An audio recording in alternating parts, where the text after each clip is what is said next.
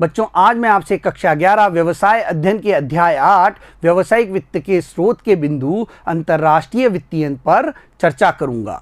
आइए प्रारंभ करते हैं अंतर्राष्ट्रीय वित्तीयन। देखिए बच्चों 1991 में भारत सरकार द्वारा एलपीजी योजना को लागू किया गया। यहाँ एलपीजी का मतलब है एल से लिबरलाइजेशन मतलब उदारीकरण, पी से प्राइवेटाइजेशन निजीकरण और जी से वैश्वीकरण। ये आर्थिक सुधारों के क्षेत्र में बहुत बड़ा कदम था।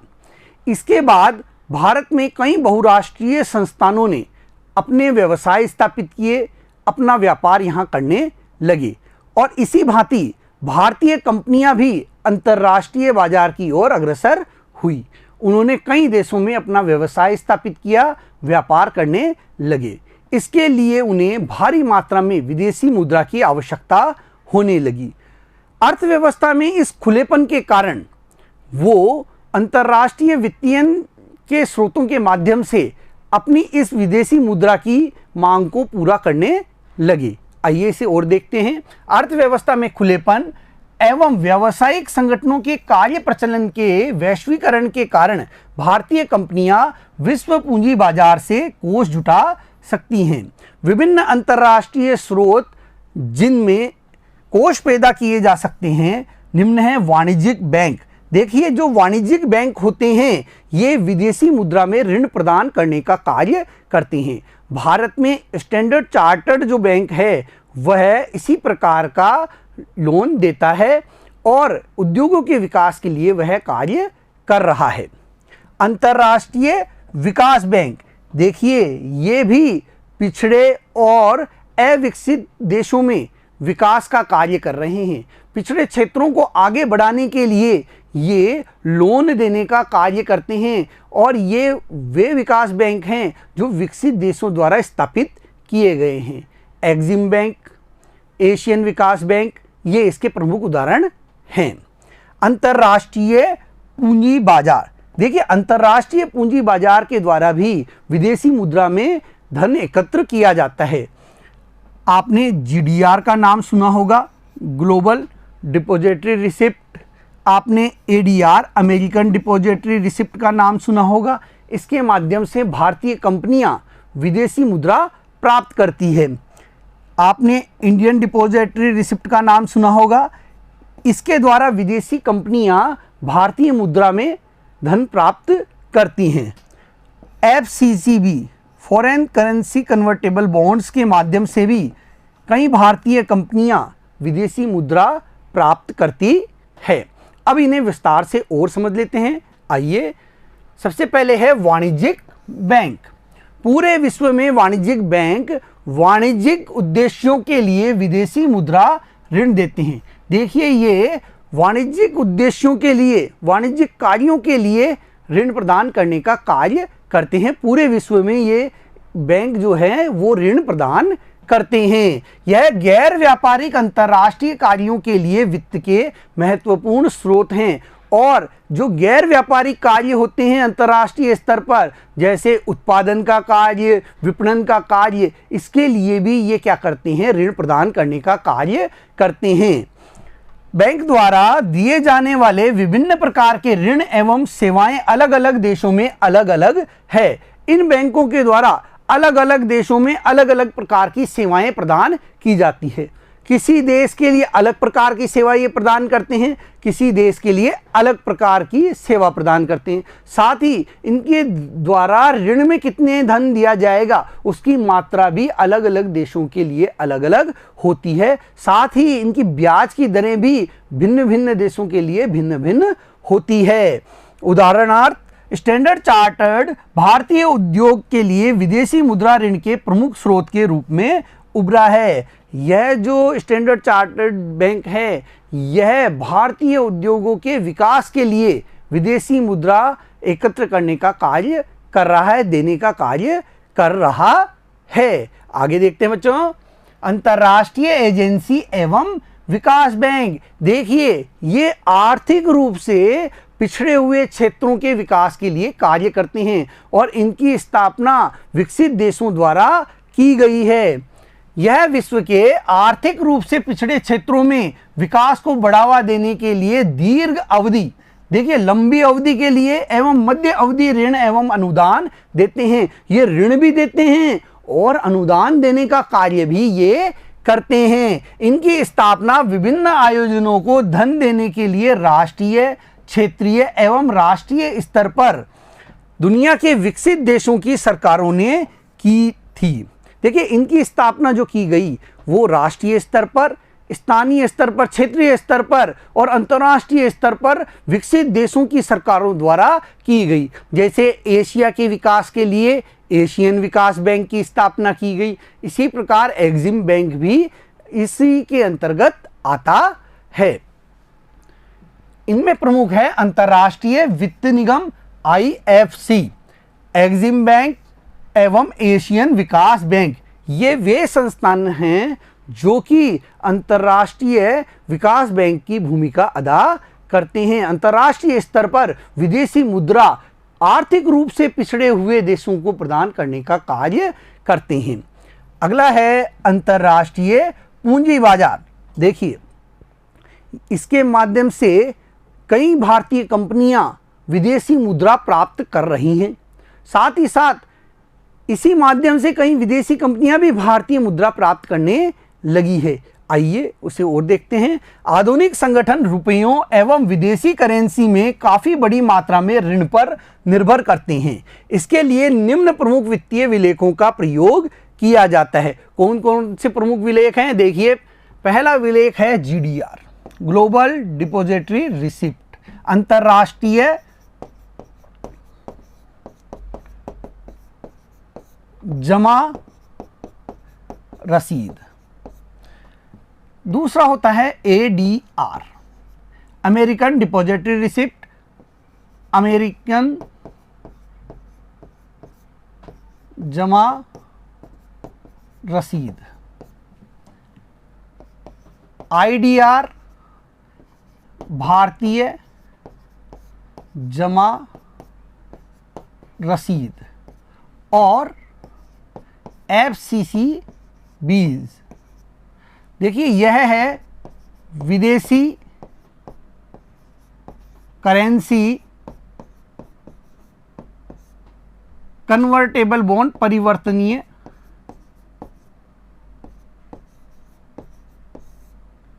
बॉन्ड। इनके माध्यम से कई भारतीय कंपनियां विदेशी मुद्रा प्राप्त करती हैं। साथ ही जो विदेशी कंपनियां हैं वो भारतीय मुद्रा प्राप्त करती हैं। कैसे प्राप्त करती हैं उसको हम समझ लेते हैं बच्चों। देखिए GDR को समझते हैं। GDR के अंतर्गत कोई कंपनी है, भारतीय कंपनी, ये भारतीय कंपनी है, यह अपने जो शेयर जारी करती है, देखिए यह शेयर जारी करती है रुपए में, यह शेयर जारी करती है रुपए में, लेकिन इसे विदेशी मुद्रा की आवश्यकता है।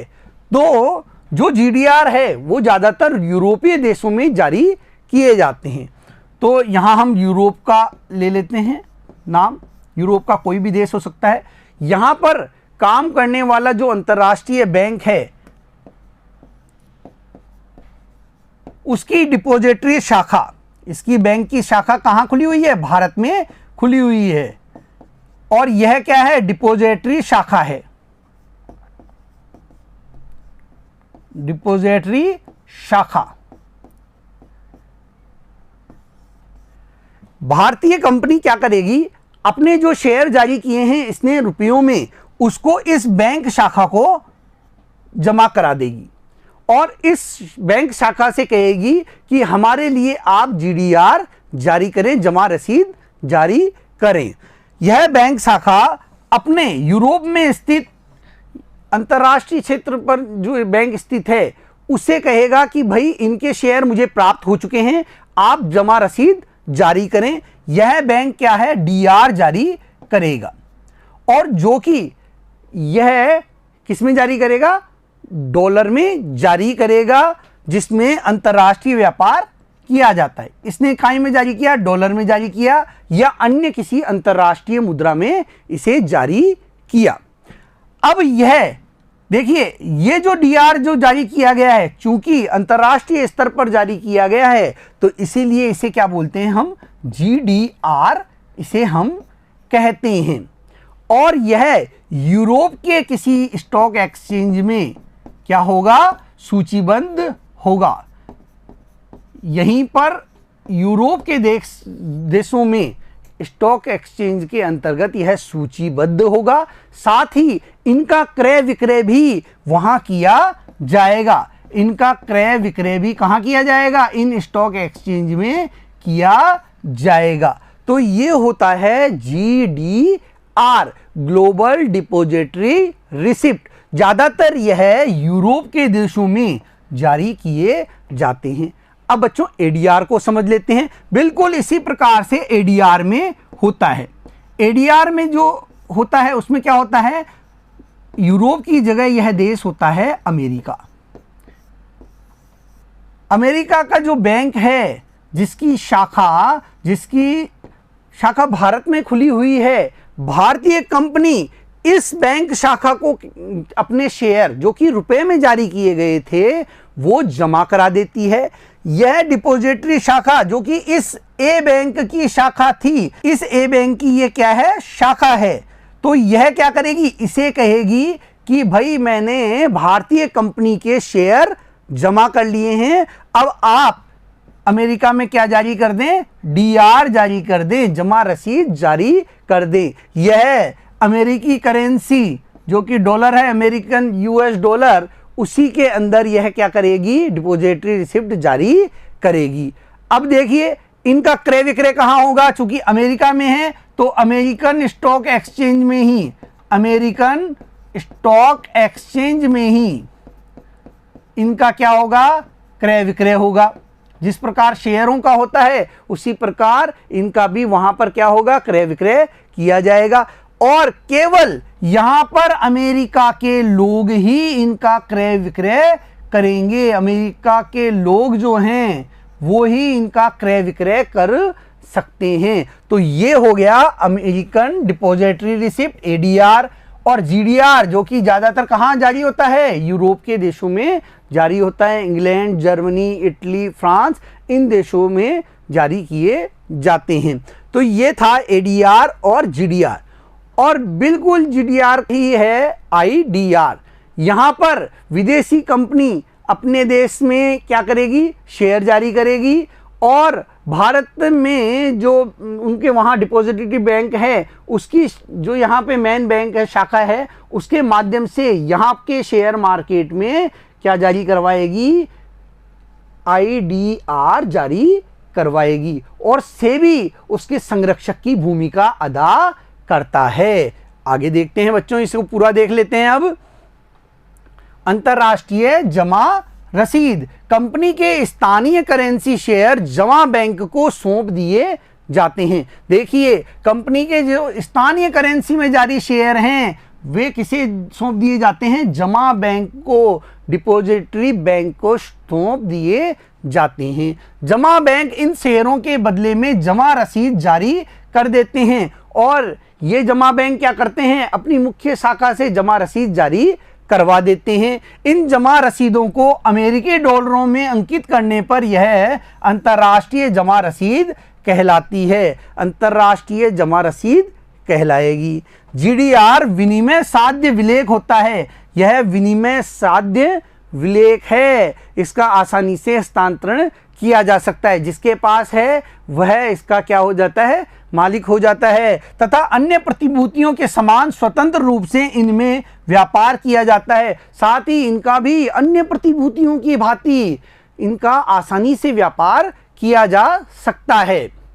भारत में जीडीआर किसी भारतीय कंपनी द्वारा विदेशी करेंसी में कोष एकत्रित करने के लिए विदेशों में जारी विलेख है। और भारत में जीडीआर क्या है, भारतीय कंपनी द्वारा विदेशों से विदेशी मुद्रा प्राप्त करने के लिए क्या है, जारी विलेख है, जिनका किसी विदेशी स्टॉक एक्सचेंज में सूचीयन कराया गया है और विदेश के किसी स्टॉक एक्सचेंज में इसका क्या होता है, सूचीयन होता है और वहीं पर इनका क्या है, क्रय विक्रय भी होता है। जीडीआर धारक इसे कभी भी उतने शेयरों में परिवर्तित कर सकता है जितने का यह प्रतिनिधित्व करते हैं। देखिए, यदि एक जीडीआर 5 शेयर्स का प्रतिनिधित्व करता है तो यह इसे 5 शेयरों में कभी भी परिवर्तित करवा सकता है। यानी एक जीडीआर बराबर कितने शेयर हैं, 5 शेयर हैं, तो यह उन शेयरों में अपने को परिवर्तित करवा सकते हैं। जीडीआर धारक केवल लाभांश एवं पूंजी में वृद्धि के ही अधिकारी होते हैं और जो जीडीआर धारक होते हैं ये लाभांश के अधिकारी होते हैं, साथ ही पूंजी में वृद्धि के भी अधिकारी होते हैं। इनकी पूंजी में भी वृद्धि होती रहती है। कई भारतीय कंपनियों जैसे इन्फोसिस, रिलायंस, विप्रो, आईसीआईसीआई ने जीडीआर जारी कर धन एकत्रित किया है। जिस प्रकार से ये कंपनियां अपने देश में शेयर जारी करती है उसी प्रकार अंतर्राष्ट्रीय स्तर पर ये अन्य देशों में जाकर जीडीआर जारी करवाते हैं, वहां उनका क्रय विक्रय होता है। और इनमें जो प्रमुख कंपनियां हैं भारत की वो हैं इन्फोसिस, विप्रो, रिलायंस, आईसीआईसीआई। इनके द्वारा अब तक जीडीआर जारी किए जा चुके हैं। आगे देखते हैं बच्चों, अमेरिकन जमा रसीद एडीआर। अमेरिका में किसी कंपनी द्वारा जारी रसीद को अमेरिकी जमा रसीद कहते हैं। अभी हमने देखा था जो भारतीय कंपनी अमेरिका में जमा रसीद जारी करवा रही है तो वह अमेरिकन जमा रसीद होता है और अमेरिकी मुद्रा में ही वह जारी होती है। साथ ही अमेरिका के स्टॉक एक्सचेंज में ही वह सूचीयन किया जाता है और वहीं पर अमेरिका के लोगों द्वारा जैसे वहां की प्रतिभूतियों का क्रय विक्रय करते हैं वो लोग, उसी भांति इन डीआर का भी क्रय विक्रय उनके द्वारा किया जाता है। एडीआर अमेरिका के बाजारों में निर्मित प्रतिभूतियों के समान खरीदे बेचे जाते हैं। जो एडीआर है उनको भी वहां के बाजारों में जो प्रतिभूतियां निर्मित होती है उसी की भांति खरीदा और बेचा जाता है। ये केवल अमेरिका के नागरिकों को ही जारी किए जा सकते हैं तथा अमेरिका के स्टॉक एक्सचेंज में ही इनका सूचीयन व क्रय विक्रय किया जा सकता है। देखिए, इनका सूचीयन और इनका क्रय विक्रय जो है अमेरिका के ही स्टॉक एक्सचेंज में किया जाता है। अगला है भारतीय न्यासी रसीद आईडीआर। देखिए बच्चों, जिस प्रकार भारतीय कंपनियां एडीआर और जीडीआर के माध्यम से विदेशी मुद्रा में धन एकत्र कर रही हैं, उसी प्रकार विदेशी कंपनियां भी भारतीय मुद्रा में आईडीआर के माध्यम से धन एकत्र करती हैं और आईडीआर के माध्यम से विदेशी जो कंपनियां हैं उनको भारतीय शेयर बाजार में अधिक से अधिक निवेश करने के लिए प्रोत्साहित किया जाता है। जीडीआर के समान ही आईडीआर होता है। भारतीय न्यासी रसीद भारतीय करेंसी में पारित किया गया एक वित्तीय प्रपत्र है। इस प्रपत्र के माध्यम से विदेशी कंपनियों को भारतीय शेयर बाजार में निवेश हेतु प्रोत्साहित किया जाता है कि वो अधिक से अधिक भारतीय शेयर बाजार में निवेश करें। भारतीय न्यासी रसीद आईडीआर वैश्विक न्यासी रसीद का ही समान रूप है। देखिए, जिस प्रकार भारतीय कंपनियां जीडीआर के माध्यम से विदेशी मुद्रा प्राप्त कर रही हैं, उसी प्रकार अंतर्राष्ट्रीय स्तर पर कार्य करने वाली जो विदेशी कंपनियां हैं वो भी भारतीय मुद्रा आईडीआर के माध्यम से आसानी से प्राप्त कर लेती हैं। जीडीआर में भारतीय जो कंपनियां थी वो अपने शेयर रुपयों में जारी कर रही थी और डिपॉजिटरी बैंक के पास जमा करा रही थी, जो कि यूरोप के किसी देश में जाकर डीआर वहां पर जारी करा रहा था विदेशी मुद्रा में। ये हो गया था जीडीआर, जो कि विदेशी स्टॉक एक्सचेंज में ही सूचीयन हुआ था, जिसका साथ ही वहीं पर उसका क्रय विक्रय हो रहा था। इसी भांति जो विदेशी कंपनी है वह अपने देश की मुद्रा में शेयर जारी करती है और डिपॉजिटरी बैंक में उसे जमा करा देती है। वह डिपॉजिटरी बैंक भारत में डीआर जारी करवाता है, जिसे आईडीआर कहते हैं, और यह भारत के स्टॉक एक्सचेंज में सूचीबद्ध होता है। और जिस प्रकार भारतीय कंपनियां अपने शेयरों का क्रय विक्रय यहां करती हैं स्टॉक एक्सचेंज में, उसी प्रकार आईडीआर का क्रय विक्रय भी भारतीय स्टॉक एक्सचेंज में किया जाता है। विदेशी कंपनियां आईडीआर के निर्गमन पर अपने अंशों को भारतीय न्यास में जमा करती हैं। इन प्रतिभूतियों के लिए सेबी संरक्षक का कार्य करता है, और इन प्रतिभूतियों के लिए सेबी क्या है, संरक्षण प्रदान करने का कार्य करता है, संरक्षक की भूमिका अदा करता है। इसके बदले में भारतीय न्यास भारतीय निवेशकों को विदेशी कंपनी के अंशों के विरुद्ध न्यासी रसीद जारी की जाती है, जिन पर वही लाभ, बोनस, लाभांश आदि अर्जित होते हैं जो उन अंशों पर लागू होते हैं। अब ये जो जमा रसीदें जारी होती है, ये भारतीय निवेशकों को जारी की जाती है, और इन्हें वही सभी परिलाभ प्राप्त होते हैं जो कि उस विदेशी कंपनी के अंशधारकों को प्राप्त होते, जैसे बोनस, लाभांश। सेबी रूपरेखा के अनुसार भारतीय नागरिकों को आईडीआर घरेलू अंशों के समान ही जारी किए जा सकते हैं। इन दोनों के निर्गमन पर किसी भी प्रकार का अंतर नहीं है। देखिए, सेबी ने जो गाइडलाइन जारी की है उसके अनुसार जो आईडीआर हैं उनका निर्गमन ठीक उसी प्रकार किया जाता है जिस प्रकार भारत में किसी कंपनी के अंशों का किया जाता है। उसी की भांति इनका क्रय विक्रय होता है, उसी की भांति इन पर बोनस और लाभांश भी दिया जाता है। विदेशी कंपनी अंश निर्गमन के लिए भारत में सार्वजनिक प्रस्ताव देती है, और भारतीय निवेशक उसी प्रक्रिया में बोली देते हैं जिस प्रकार वे घरेलू अंशों की स्थिति में बोली देते हैं। देखिए, ठीक उसी प्रकार बोली लगती है जिस प्रकार घरेलू कंपनी के अंशों पर बोली लगाई जाती है।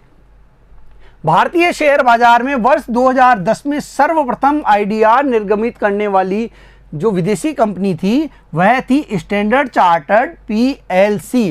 देखिए, यह पहली कंपनी थी जिसने भारतीय शेयर बाजार में आईडीआर निर्गमित किए थे, आईडीआर जारी करवाए थे। विदेशी करेंसी परिवर्तनीय बॉन्ड एफसीसीबीज, देखिए फॉरेन करेंसी कन्वर्टेबल बॉन्ड्स होते हैं, ये नाम में ही छुपा हुआ है परिवर्तनीय। ये वे बॉन्ड्स होते हैं जो कि कुछ समय बाद, निश्चित अवधि के बाद में समतांशों में या फिर जमा रसीदों में परिवर्तित कर दिए जाते हैं। इन पर निश्चित दर से ब्याज दिया जाता है। साथ ही साथ जो इनके धारक होते हैं उनको दो विकल्प प्रदान किए जाते हैं। वो चाहे तो इनको समतांशों में परिवर्तित करा सकते हैं, और चाहे तो इनको बॉन्डों के रूप में भी अपने पास रख सकते हैं। देखिए, इनका सूचीयन जो होता है, इनका सूचीयन विदेशों के स्टॉक एक्सचेंज में होता है। विदेशी स्टॉक एक्सचेंज में इनका सूचीयन किया जाता है, और वहीं पर इनका क्रय विक्रय भी होता है। विदेशी स्टॉक एक्सचेंज में ही इनका सूचीयन करवाया जाता है, और वहीं पर इनका क्या होता है, क्रय विक्रय भी होता है। यह समता अंशों से जुड़ी ऋण प्रतिभूति होती है जिन्हें एक निश्चित अवधि की समाप्ति पर समता अथवा जमा रसीदों में परिवर्तित किया जाता है। एक एफसीसीबी धारक के पास पूर्व निर्धारित मूल्य पर समता अंशों में परिवर्तन करने का या फिर बॉन्डों को रख लेने के विकल्प होते हैं। वह चाहे तो इन्हें समता अंशों में परिवर्तित करा सकता है, और वह चाहे तो इन बॉन्ड्स को भी अपने पास रख सकता है। एफसीसीबी को किसी विदेशी मुद्रा में जारी किया जाता है, और इसे विदेशी मुद्रा में जारी किया जाता है, विदेशी करेंसी, फॉरेन करेंसी के रूप में। इन पर स्थिर दर से ब्याज मिलता है, जो किसी भी अन्य इसी प्रकार के गैर परिवर्तनीय ऋण विलेख पर मिलने वाले ब्याज की दर से कम होता है। एफसीसीबी का विदेशी स्टॉक एक्सचेंज में ही सूचीयन एवं क्रय विक्रय होता है। एफसीसीबी भारत में जारी होने वाले परिवर्तनीय ऋण पत्रों के समान ही होते हैं। देखिए, जो एफसीसीबी है वो भारत में जारी होने वाले परिवर्तनीय ऋण पत्रों के समान होते हैं, जिनका परिवर्तन समता अंशों में कर दिया जाता है। ठीक उसी प्रकार एफसीसीबीज का भी समता अंशों या जमा रसीदों में परिवर्तन कर दिया जाता है। तो बच्चों, आज हमने अंतर्राष्ट्रीय वित्तीयन के प्रमुख स्रोतों के बारे में चर्चा की। अगले वीडियो में हम फिर मिलेंगे। धन्यवाद।